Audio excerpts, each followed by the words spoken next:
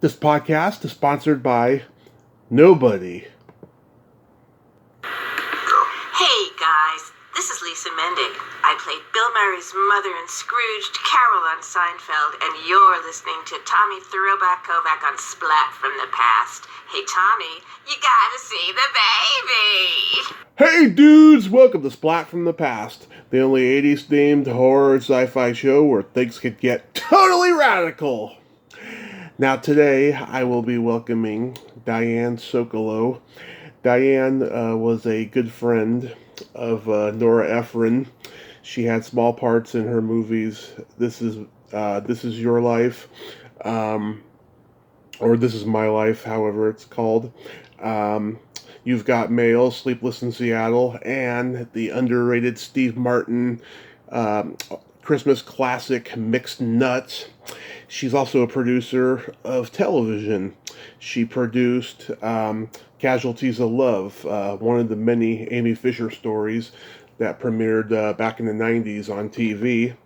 And she also did one about Mike Tyson as well, and a few others. And we're going to get into all of that stuff today. And I just cannot wait. She seemed very cool in email, and she was pretty funny as well. And it's going to be a great conversation. So yeah, here is my interview with Diane Sokolow. Hello. Hey Diane, welcome to the show. How are you today? I'm fine. How are you? I am just spectacular. This is a great honor. Thank you for taking the time today. Well, thank you for thinking of me. Of course. So, going back in time, you're a producer. Did you gravitate toward film early on in your childhood? Well, I was a huge film buff as a young child. I grew up in Brooklyn. Mm-hmm. Back in the day in Brooklyn, maybe it's still that way now, for every neighborhood there were 5 or 6 movie theaters. Yeah.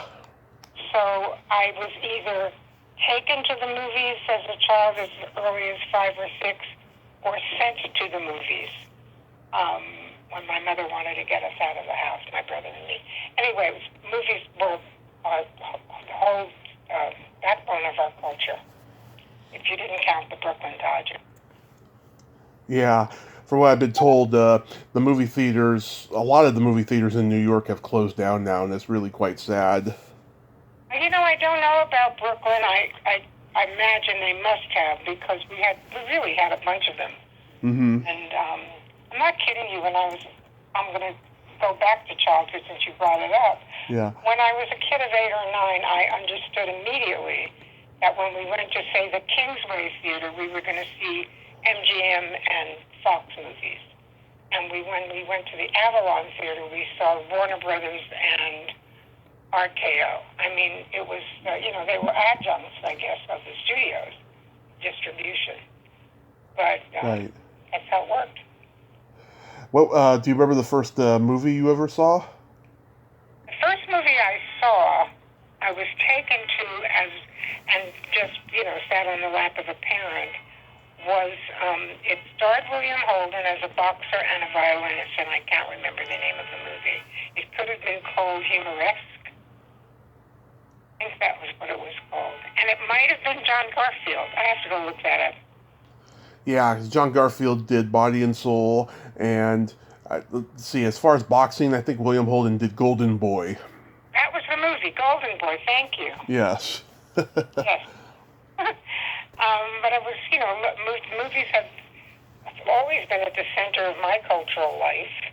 I had absolutely no idea, aspiration, honestly not even aspiration, or thought that I would land smack in the movie business. What are your favorite movies? Well, my favorite all-time movie ever is Godfather. Yep. 1 and 2. And then I have about 30 that I love. But if I had to have one movie in my life that I could watch, that was forced to watch all the time, it would be Godfather. That's a great one. Really good one. I recently looked at it again and I'm going to make this number up, but it's close. I've seen it 30, 35 times. Right. And last time I saw it, which was a couple of, maybe 5 or 6 weeks ago, he says, leave the gun, take the cannolis with an S at the end. Yeah. Not know that. Yeah, you always find those little Easter eggs the more you watch a movie as the years go by. I guess so. I guess so. I have fabulous grandchildren, and one of them had never seen Sleepless in Seattle. Yeah. Because I have a little tiny part in it. Right. And my daughter, her mother, who's my daughter, was the unit publicist on it. And we both appear in the movie. And it was so much fun to watch that movie with the kid. She was jumping for joy when she saw us on the screen. Nice. Did you get an interest in acting at an early age as well? No, I had no interest in acting, and I was my meager few appearances in movies have to do with a writer-director who was a very, very dear friend of mine, Nora Ephron. Right. Who would not say, "Come visit me on my movie." She'd say, "Come be in my movie." Yeah. It was a very Nora thing, and I was very lucky to have her in my life. So after high school, did you go to college? Yes, I went to Temple University in Philadelphia. I was a journalism major. I can't even remember why. Yeah. I guess at some point I wanted to be Brenda Stark, girl reporter. Right. But that was my major, and I went quite young. I was just turned 16 when I went off there, and I loved it. It was just the best place to be. But I never acted, and I have stage fright even talking to you. So imagine me on Oh, you're doing just perfectly. I don't sense anything negative here. Seriously, you do. You seem very confident. Well, I've been on the block a long time. I've been toying with a memoir. I guess everybody does that. Yeah. And I'm enjoying that. It's kind of like talking my life into a machine. But mainly it has to do with the longevity of my career and because I entered the movie business at a time when it was still the studio system. I'm exceedingly old, by the way. You can look it up. I'm not telling you on the phone, but you can look it up. I actually couldn't find your age, but if you want to email me later, you can. I'm so doing that, but I'm doing it in Yiddish. I don't even want you to understand it. I was part of the tail end of the studio system. Right. And I was certainly in television when there were 3 networks, not even Fox. Right. It was the 3 networks and a couple of adjunctive stations in each market. Right. So did you stay in New York or did you go to Los Angeles for television? No, I've always been in New York. I've always lived here, and I was in different jobs as the this of the West Coast, East Coast, sorry, or that. My height on that score was being a EVP at Warner Brothers in charge of all the East Coast operations. And right. That was a blast of a job. But that was what I brought to the table was New York. Right. I brought the assets of New York. And by the way, when I first broke into the movie part, all the studios all their business was done out of New York. Right. Every studio had huge offices here, and obviously the lots on the West Coast were where they made them, and the creative people were, but the business people were all on the East Coast. And then, of course, the material and the absolute depth of the talent in New York, the writers and the directors who lived here. There was good reason to have a person like me doing that. Mm-hmm. What were some of the Warner Brothers movies that you oversaw? Well, The World According to Garp. Oh, yeah, Robin Williams. Robin Williams, I know. Also, The Little Drummer Girl, also George Roy Hill. Mm-hmm. Wildcats. Oh, I love that movie. Oh, I'm so happy you're doing well. I have a wonderful story about how that got started. And then movies, I worked in tandem with a couple of the executives on the West Coast that we did together. Gilda Live, when Gilda... Oh, yeah, love it. I've talked about it many times with people, just how hilarious it was. It was hilarious, and from my point of view, it was a way to get Mike Nichols back. Yeah. Because he had, I don't know if you've seen the American Masters that he did, but he worked about 7 years where he hadn't made a movie. And he said he didn't realize it. He hadn't made a movie for 7 years. And then he adds to that, well, maybe subconsciously I knew I wasn't doing it. But I recall that he just didn't want to do it anymore. Right. He had a couple of flops. And so John Calley, do you remember that name? John Calley, slightly. Well, John Calley was so major as a movie executive, and a very brilliant man. And he was, when I worked at Warner Brothers, a man named Ted Ashley was the chairman of Warner Brothers. Right. And on his right-hand side, he had John Calley as the head of all creative. He had a man called Frank Wells, who was a great, brilliant lawyer and a great person, to be his head of business. And it was like a little troika, Ted with John Calley and Frank. And John Calley was Mike's closest friend. Right. Certainly in the movies. So there was a little effort to get Mike back on his feet, and boy, did he then turn out some amazing masterpieces. Yeah, he sure did. What's your Wildcat story? Well, my Wildcat story was when I was being an executive at Warner Brothers, a writer I knew in New York who had a couple of movies made, named Ezra Sachs. Oh, yeah. And he now is very high in the faculty at NYU Film School. But at that point, he was writing movies, and he called me up. He said, "Can I come in? Do you have any time to see me? I think I have a winner." So as it happened, let's call it a Wednesday, I believe it was, I said, "You know what, if you can get over here like at 11:30, we can chat." So he came right over, and we were based at 75 Rockefeller Plaza. It was easy to get to from anywhere. Right. So Ezra came in, and he pitched this movie. He was then calling it First and Goal. And it was about a woman who's, knew everything about football and becomes a high school football coach. Right. And I said to him, "Boy, I think this is up Goldie Hawn's alley." And she was so important to Warner Brothers at that moment because of Private Benjamin. Right. And she was a big, big Warner Brothers star and had some, her company was called Hawn Silbert, and they were financed by Warner Brothers. The Silbert part was Anthea Silbert, a woman who everyone in the movie business or anyone who goes to the movies, I hope they know who she is, because she was the most elegant, brilliant costume designer, Academy Award winner. Right. Fabulous woman. And Goldie and Anthea were great to work with.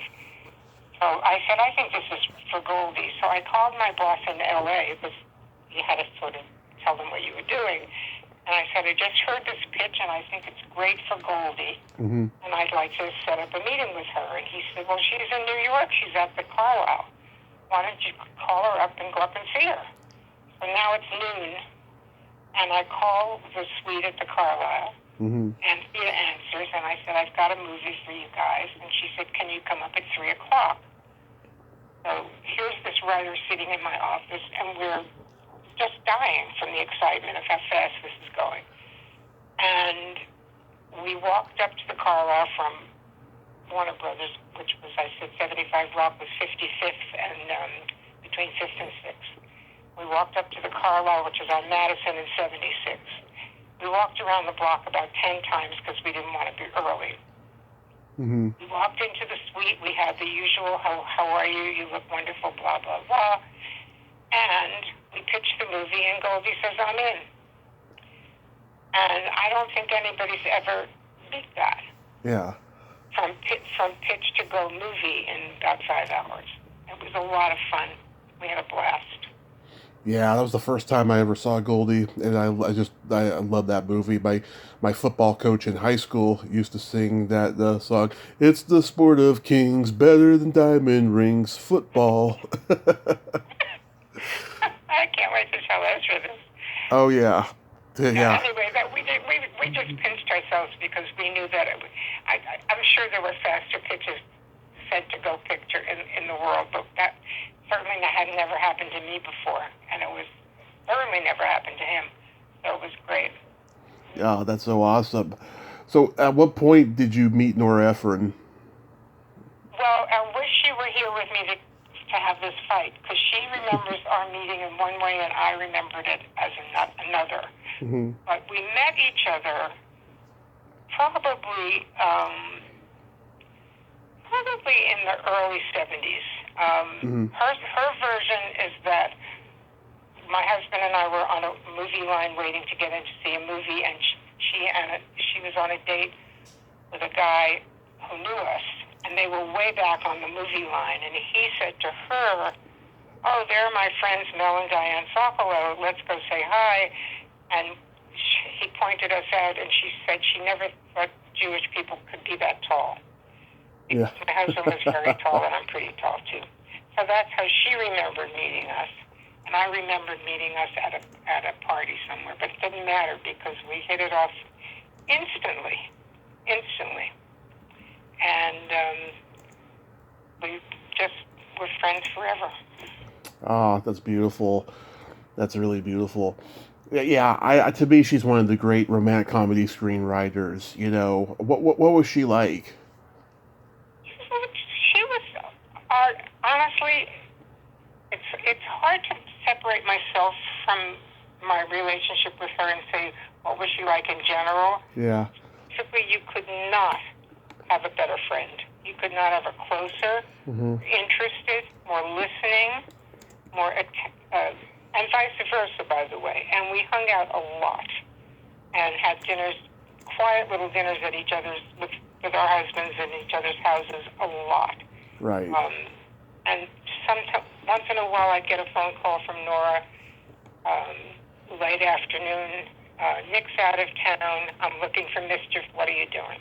Yeah. And, you know, she was just the most present, interested, and interesting person you could ever know. And loving, beyond loving. Oh, that's good to know. What was her sense of humor like? It was screamingly funny. Yeah. 'Cause she had this hilarious quote on IMDb. In my sex fantasy, nobody loves me for my mind.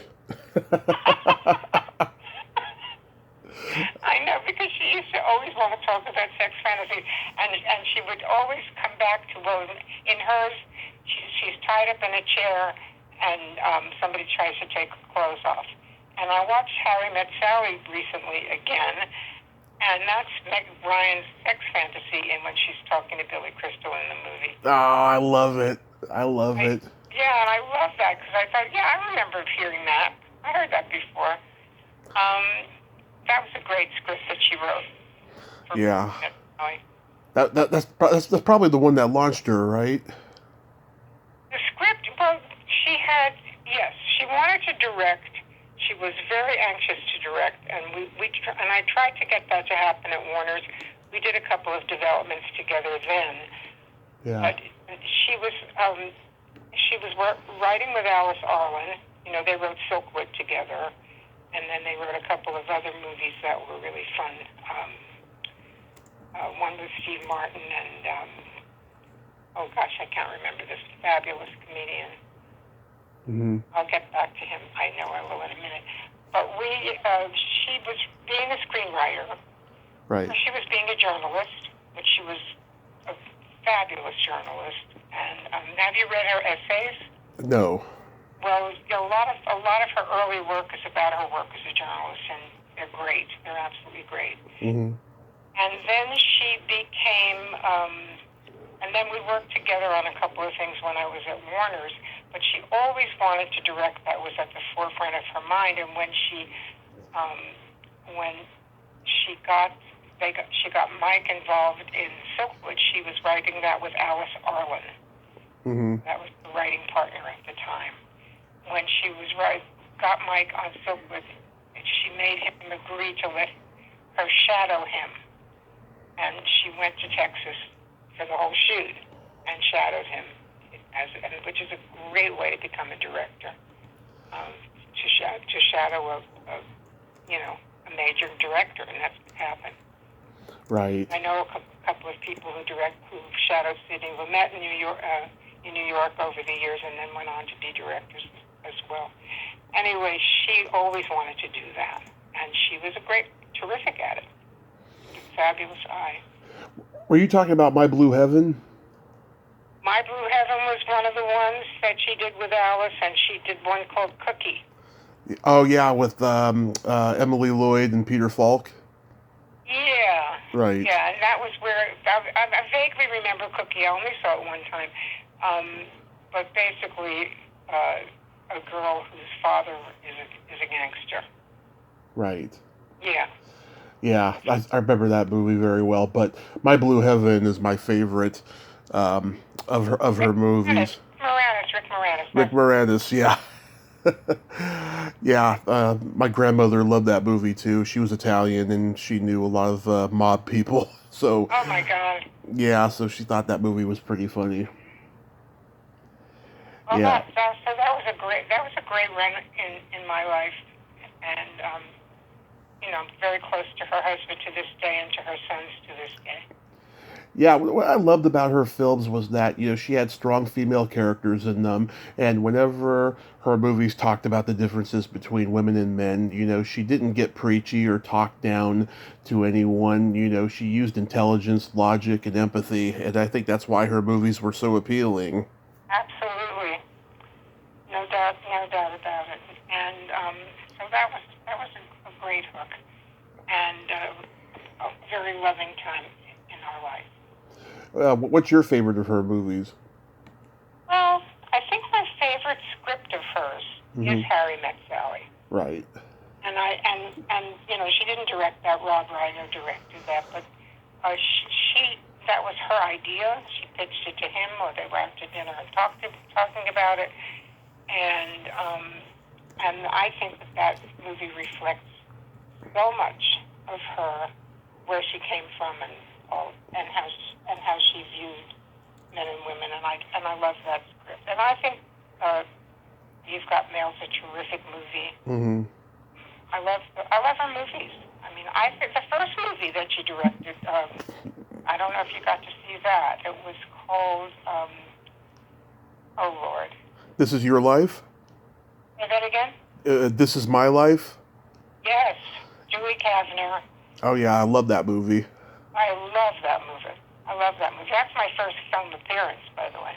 Yeah. What was that like to be on set? Did you feel awkward because you had to act? No, because I don't know how to act. I tell you something. I was in one scene. Again, come be in my movie. Mm-hmm. I was making a movie, a television movie with my husband, who was my producing partner. Mm-hmm. We were in L.A. and she invited us to come, but he didn't really feel great. So we both went to I went to Vegas. Mm-hmm. Me in the movie, and it started my absolute career as the annoying woman in the movie. Yeah. Because I was a fan at the airport that asked Julie Kavner for her autograph. In You've Got Mail, I'm the annoying customer in Zabar's that gets on, Meg Ryan gets on her nerves. I have to say, the Tiffany sales lady was the most elegant I've ever played. I recently wrote to Gary Foster, who was the producer. I think it was the 25th anniversary of the movie. Mm-hmm. And I wrote to him and I said, I don't understand why there hasn't been a major cover story on the Tiffany saleswoman. Yeah. which if you blink, you'll never see. But that was really a charming aspect. Yeah, I did stand up for 10 years, so I can relate to that movie, and I like how Julie Kavner did a great job. I like how she wasn't a huge star, yet Nora put her in the movie as the lead. Yes, wonderful. And I love that she cast Dan Aykroyd as Sam Combs. Yeah, because that was a left field role for him. I mean, he was coming off Uh, of Driving Miss Daisy. he got to play Sam Combs, the paper reading agent. I love that. Yeah, the Moss. right, right. I talked to Those were fun movies. That was a fun time. Yeah, and then of course did Sleepless in Seattle. You've got Mail. I love the chemistry between Tom Hanks and Meg Ryan. I think they were like Spencer Tracy and Katharine Hepburn. 100%. That absolutely. I think they probably had another movie in them together. Who knows? They've done 3. They should do more. I think. Yeah. Well, no, I think now not. I don't think they developed in the same way over the years. I'm crazy about both of them. I think they're Of course. amazing people and obviously very talented. But I think she just caught them at the right moment to do that. Yeah, because they had done Joe versus the Volcano for John Patrick Shanley first, and then did the 2 with her. Yeah. I found that movie. I actually saw that movie in Seattle with Nora when I visited the set there, and I actually I didn't love that movie. I liked his writing a lot, and Moonstruck is a wonderful movie. But Yeah. It's an acquired taste movie. Although there's no denying that scene where he's on the boat by himself and "Come and Go with Me" is playing. That was a magical Tom Hanks moment when he's doing that's true. when he's doing that little dance there. Yeah. But yeah, I mean, and then I think that Mixed Nuts is a very underrated Christmas comedy, and it came out during that wave of overproduced family Christmas comedies in the '90s. But this was a little bit more adult oriented. Oh, happy you mentioned that because I actually looked at it again recently, and it holds up great. It's really funny and it's very fresh. And by the way, I played Liev Schreiber's mother in that movie. Yeah. Played as an overstatement. I appeared for an eye blink, but I thought that movie was just terrifically funny, and it's an adaptation of a French comedy. Right. And I thought they did a great job. And she wrote that with her sister. She wrote a bunch of stuff with Delia. Mm-hmm. Why do you think this movie didn't do as well as her other ones? I don't have a good answer for that. I mean, it was well cast. It was funny as hell. Maybe her audience, maybe she was carving an audience that didn't expect it. Yeah. I don't know. I absolutely don't know. Yeah, there's some hilarious stuff in it, like Stephen Wright's phone call. That took me by surprise the first time I saw it. Stephen Wright, my God. That's the most underrated, brilliant comic, isn't he? Yeah. Oh my God. When his first HBO special hit in the '80s, it was on all the time. Like everybody knew the lines, and it got to a point where he couldn't do that material no more. I know it's true, but it was great. Did you happen to see the Gary Shandling documentary that? I did. I loved it. Wasn't it great? Yeah. I just couldn't stop watching it. I must have looked at it 3 or 4 times. I just couldn't get over him. I didn't realize like what a genius he was until I saw that documentary, because to be, I mean, he was an okay funny stand-up, right? And he had good presence to host these phony talk shows that he did on TV, but I did not know what a good comedian he was until I saw like this rare footage of him at the Comedy Store, and I was like, God, he was brilliant. So brilliant. And then when he's a little bit older and he has Jerry Seinfeld and Chris Rock in the green room while he's doing his set. Right. That was a great moment, great comedy moment. I love him, that Gary Shandling, and I loved the It's Gary Shandling show, but yeah. I adored Larry Sanders. I mean, if you haven't steeped yourself in that, you should really look at it. Oh, I used to watch it. Yeah, I thought it was pretty funny.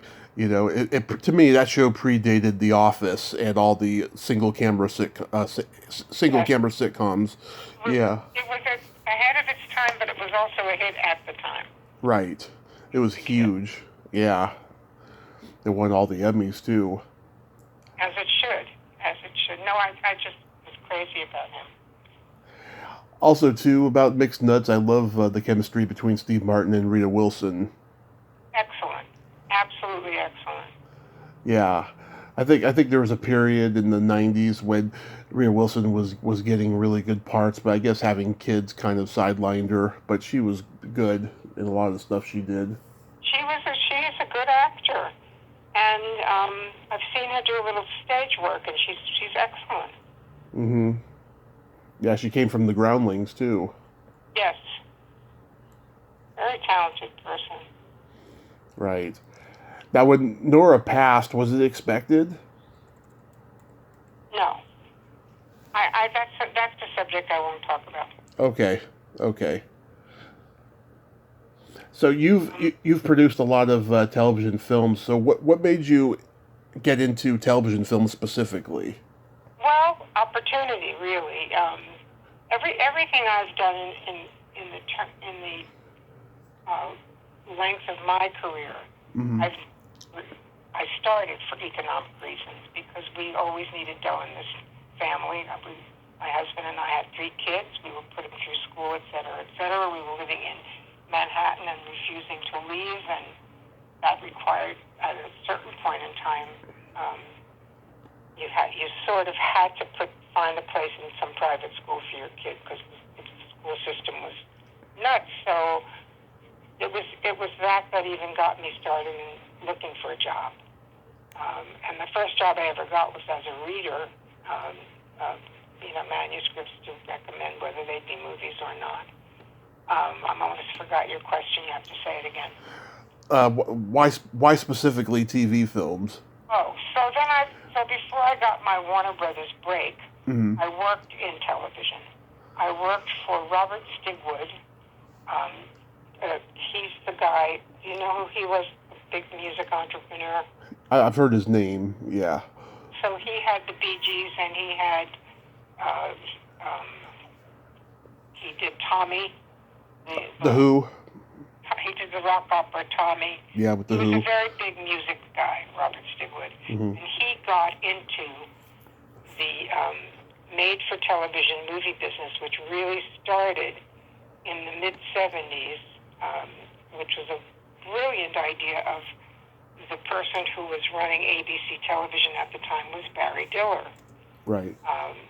And as I said earlier, there were only the 3 networks, and all 3 networks had huge successful series and big stars. And so he conceptualized making a movie on their hiatus break using 5 or 6 of the big stars from the series.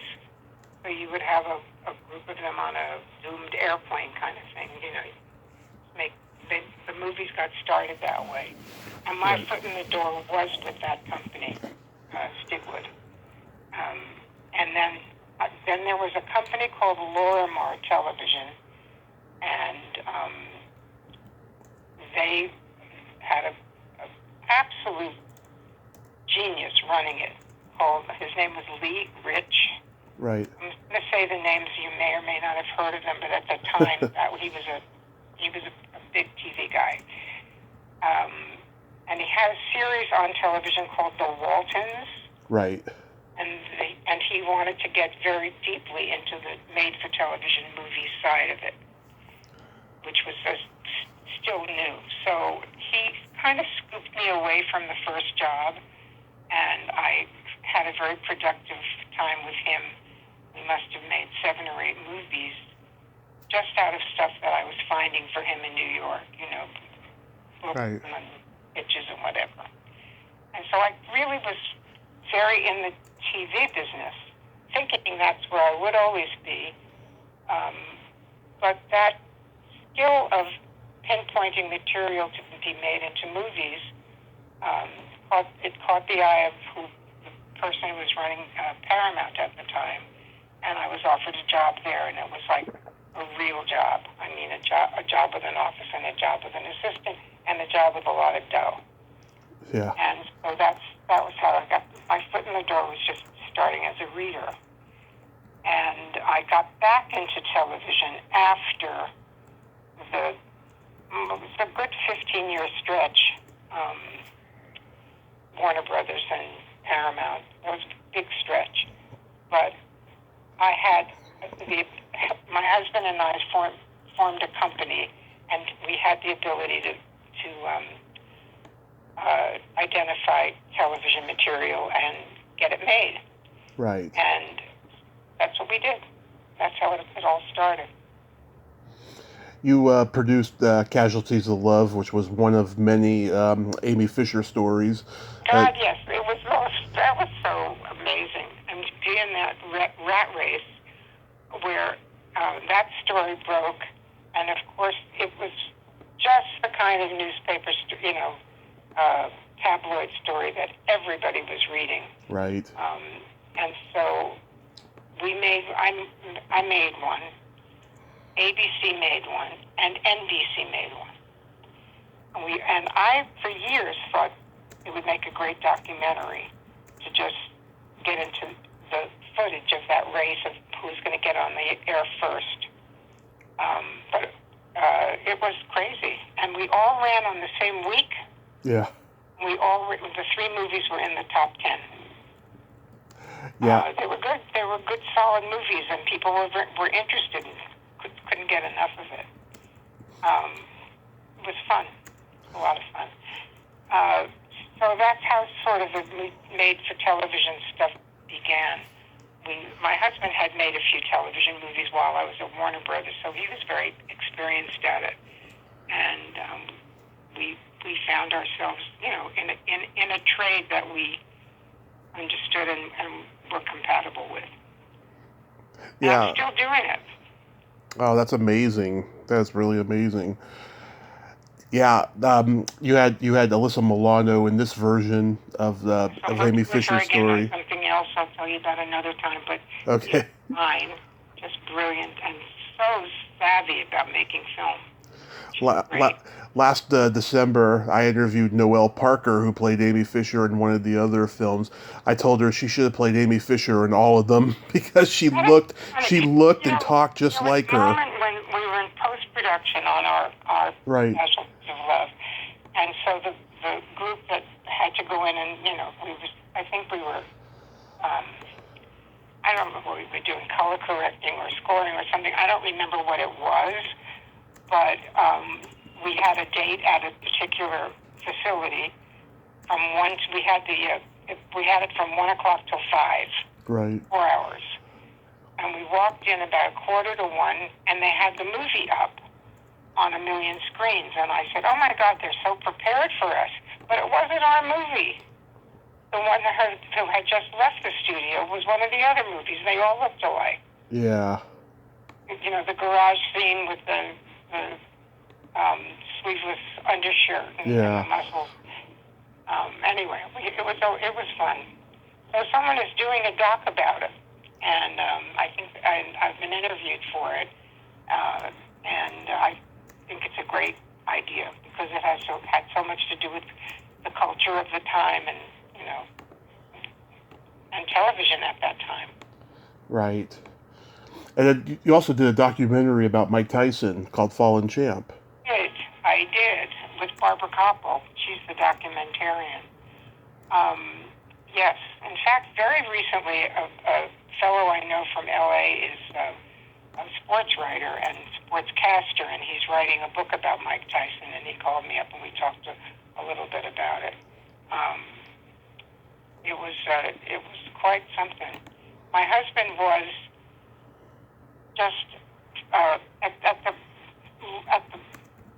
worst end of a lung cancer experience, and just when Mike Tyson was sentenced to jail, and my husband was in the hospital, and I was living in with him at the hospital, and we were watching the newscast, and he said to me, his life's like a Jimmy Cagney movie. he came from the slums, he became the champ, and now he's got a prison. So, which I thought was really smart and very true. About 4 or 5 months later, a couple of months after my husband had died, Mm-hmm. I was in LA, and I was telling that anecdote to the head guys at Sony Television, where I was producing. And that's where we made the Amy Fisher, my Amy Fisher movie. And I told that anecdote, and he said, "There's a movie here." And he picked up the phone and called someone at NBC and sold it on the phone. And the guy said, "But we would only do it as a documentary." Right. So the first person they wanted me to approach was Errol Morris, who is a fabulous documentarian. But I kind of wanted to talk to Barbara Koppel about it because I know how she works, and she comes to a subject very, very blank slate. She learns as she makes it. It's the cinema verite approach. Right. And she was thrilled to do it because she said, "I think I've heard of Mike Tyson." So she wasn't coming to the table with any fixed notion of who he was. And she found a great movie. It's a really good doc. Excellent doc. Yeah. Was he cooperative at all? Oh, no. He was in prison. And no, we made the movie. We had to make the movie around him because I don't know if the budget of the whole movie probably, I'm talking about the early 90s, Mm-hmm. probably under $1 million. And Don King was the keeper of the keys, and when we tried to get an interview with Mike, you had to get Don King's approval, and he asked us for $100,000 to make the appointment. And, Sony said, absolutely not. There's no way. Yeah. So we made the movie about Mike with footage, with interviews of, like a Teddy Atlas who worked in his corner, and Customato, who was his trainer. We worked around it, and all the people, of course, involved in the experience. And I felt he was railroaded, quite honestly, but Yeah. he made a big life. Yeah, I don't think anybody will ever have a boxing career like that again. I mean, he was just amazing right out of the gate, but it's also a great example of too fast, too soon, That's a good way to put it, because he was 20 years old when he became world champ. Yeah. And, you were amazed by that, but you're absolutely right. He had no idea what to do. Yeah. He had no idea what to do. But we were pleased with the movie. It was I thought she made a wonderful film. And just tried to be as fair as possible. And have you seen the movie? I didn't see that one, It's worth if I'd send you one in a heartbeat. I don't happen to own a copy. Mm-hmm. I think it could be found. It's really worth taking a look at. She's a great documentarian. I'll definitely check it out. I love a good documentary, and when I watch documentaries nowadays, I am just off-put of how many of them want to be like Robert Evans' documentary. There's all these like animation reenactments and all that crap, and I just can't get into it. No. Yeah. No, I agree with you. I love docs. I love them, and when I like them, I love the concept of them. One like Gary the Shandling one that. Yeah, that was a good one. We talked about, and the Mike Nichols one. I'm embarrassed to say how many times I've watched it because I loved Mike. Mike was he was great, and he was absolutely great. What I used to call a one phone call guy. Phoned to him anytime and got him right away, and he was just a wonderful man, and brilliant beyond brilliant. And so I like watching him because it's sort of like a visit, to hear the talking. Yeah. Yeah, God, he had an amazing career, from Second City to stage to film. He was just brilliant. Well, if you can find this, It's an American Masters on him, and in fact, Elaine May directed it. Mm-hmm. The documentary. It's a lesson in the movies. It's a lesson in theater. It's a wonderful piece to dig into. I'll definitely check it out. So, what are your upcoming projects? Well, I'm very close to the vest on everything until I used to say until principal photography. Yeah. Until they're released, practically. But I'm doing a franchise at Lifetime Television, which is always fun to work there. I made a bunch of movies there, and they're great people to work with. Right. And I'm doing a limited series, and I'm not at liberty at the moment to talk about that. Oh, that's perfectly fine. How's the COVID situation been for you? Oh God, I mean, well, I started working from home 2 days a week before COVID because Sony Television, the whole Sony operation in New York moved way downtown. Right. And it became a very complicated subway ride to get there. So I would work from home because you can do that with your computer and stuff. And so I was adjusted to that. But I'm putting on that mask when I go to the market. And I actually went to theater the other night. It was the first time I've been in a theater in 2 years. Mm-hmm. And I went to the movies once. Have you been? I've been to the movies twice in the last few months. Where did you see? I saw the James Bond movie. Yeah, me too. And then I just saw Ghostbusters Afterlife. Oh, you did. I guess I have to see it. When I started out at Warner Brothers was really the absolute height of the first wave of the SNL. Right. SNL had started a couple of years before I got there, Mm-hmm. but that was the absolute talk of New York. I mean, everybody on SNL wanted to do a movie, so it was so much fun to work with them. I mean, I was literally across the street from 30 Rock, Mm-hmm. and the writers would pop over. Danny Aykroyd would pop over. They had a movie they wanted to do. That was great fun. Right. You mentioned to me an email about Ann Beats. Oh, yes, because you mentioned that you had interviewed her or had a conversation with her, I should say. I did interview her. Yes. That was very special to me, and unfortunately we didn't get to finish it, and she was going to come back on again, and then I never heard from her again. Whoever was in the house with her that day, I guess it was her daughter or somebody, lured her away. But we covered a lot of the great stuff about National Lampoon and Saturday Night Live that I'm quite proud of, and we talked about Gilda Live. Oh yeah. Well, I developed a movie Mm-hmm. with Anne and Judy Jacklin, who was Belushi's wife, Right. and Deanne Stillman, who was another writer on staff at SNL. And the three of them came in and pitched a movie to me, and I loved it. And I got I always had obviously couldn't commit in the room because I always had to run everything by my boss, who was in LA. But I got him to say yes within the day or two, and we worked on that. It's very, very ahead of its time, and very, very funny coming of age girls movie.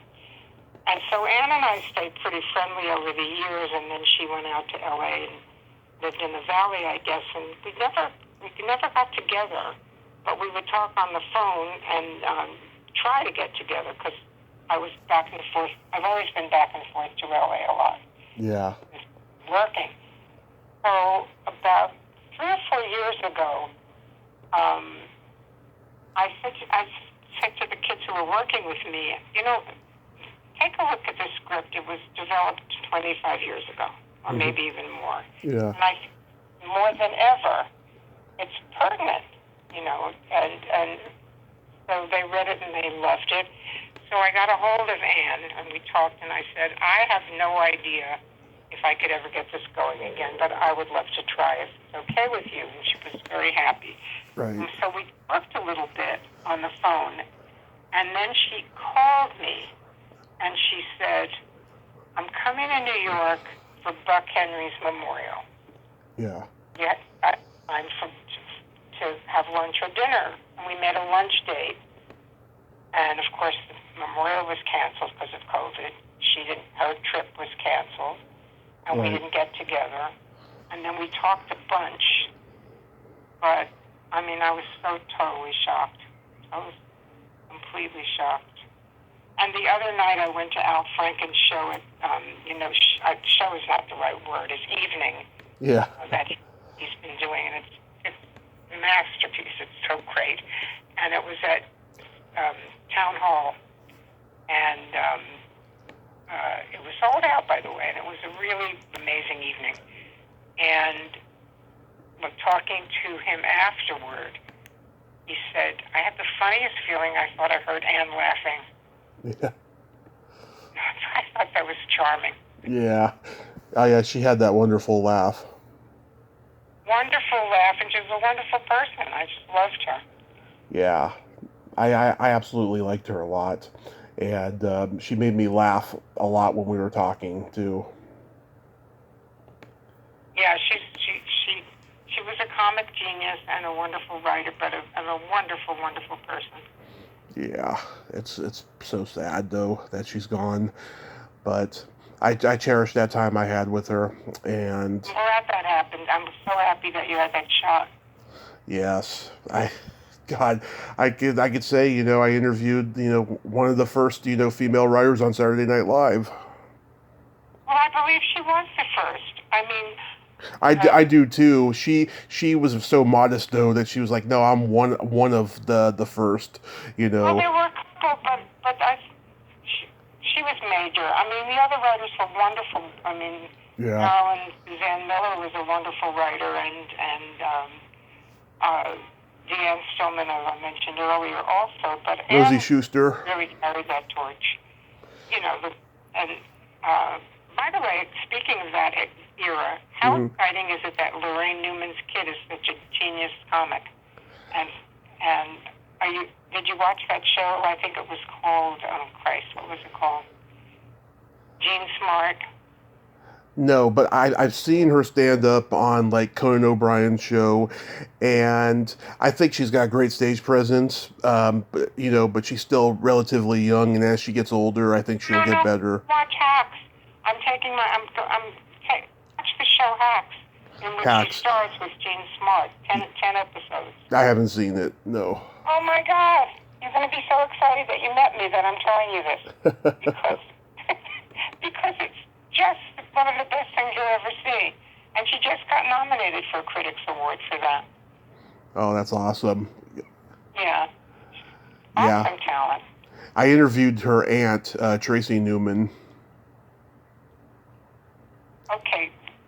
So Tracy Newman, I'm not guessing that. She's Lorraine's older sister, the oldest one. Right. Yes.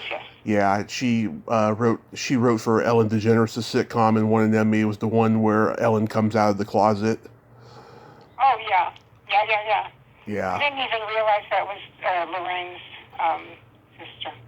Yeah, Tracy was never aiming high to be famous or anything. She just did whatever came along, and she excelled in everything that she did. She was a folk singer first, and then just did all these different jobs and stuff. Oh, it's lovely to hear that. Well, I've been in Lorraine's company a few times at dinners and stuff, and I think she's a first-rate woman. Just terrific, fun to talk to, and easy to be with. I like her a lot. Yeah, I might have her on next year. Been planning that. Yeah. Oh, her and I will get along great because we both love horror films, and I'm a comedy nerd, so it'll be a great conversation if it happens. So I'm excited. Fingers crossed. Oh, that would be great. That's a good get. Absolutely good get. Yes. Can we talk a little bit about you for 2 seconds? Oh yeah, absolutely. Tell me how, if I wanted to listen to how do I do it? go on YouTube, type my name in, Tommy Kovac, and it's a picture of me with Robert Englund in the profile picture, and then there's all the videos there you can go listen to. I'm going to go do it. I'm absolutely doing that. I have been just so blessed and lucky over the last 4 years. I'm going to be celebrating 5 years next May, and I've enjoyed this ride. You know, it's been bumpy in places, but it's been great. And are you making any dough? No, and I don't like talking about money while we're recording. I'm sorry, I didn't realize I forgot we're recording. No, it's okay. I'm happy talking to you. I forgot we're recording. It's okay. Yeah, there's a lot of stuff I want to keep off the podcast right now because I'm writing a memoir, and Oh, yeah. Sure. hopefully, Sure. yeah. It's a pleasure to meet you, and I'm really very happy that you got in touch with me. And you know, I'll talk to you again if you want to. I've much more to say. That would be wonderful. Really quickly, you know, I like to tell jokes at the end of the interview, and because you know, I did stand-up comedy for a lot of years, and I know a lot of street jokes. I have like a Rolodex in my brain of street jokes. Yes. Do you want to tell me one? Yes. Why did Frosty the Snowman have a smile on his face? I give up. He saw the snowblower.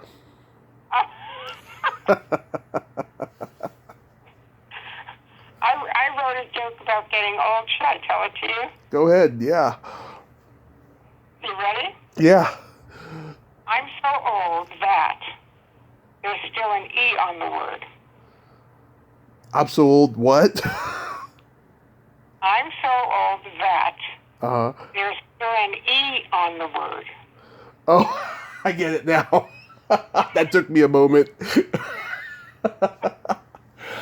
I'm so old, I remember when Pussy was just a cat. That was in my stand-up, and I never tell my stand-up jokes on here, but I had to tell that one since you were doing I'm so old. Al, in the show the other night that I went to, Al Franken tells this story about having told a joke. Many senators would ask him in the cloakroom, tell them a joke or something. Right. Anyway, the joke that he got a lot of mileage out of was, what's the worst thing that you can hear after you blow Willie Nelson? I'm not Willie Nelson. Oh. That's good. That's good. I love that. That's good. It's a pretty funny joke. Anyway, I'm so sorry I have a heart out, but I really do, and I hope you get in touch with me again. Yes, I would love to talk to you again, Diane.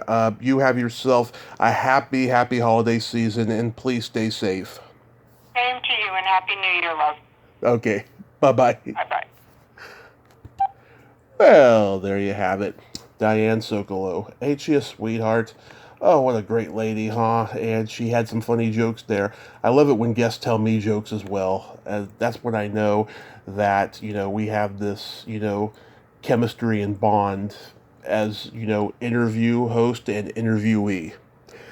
Well, until next time, this is Tommy Throwback Kovac saying there's no shame in living in the past because the present sucks. Later, dudes.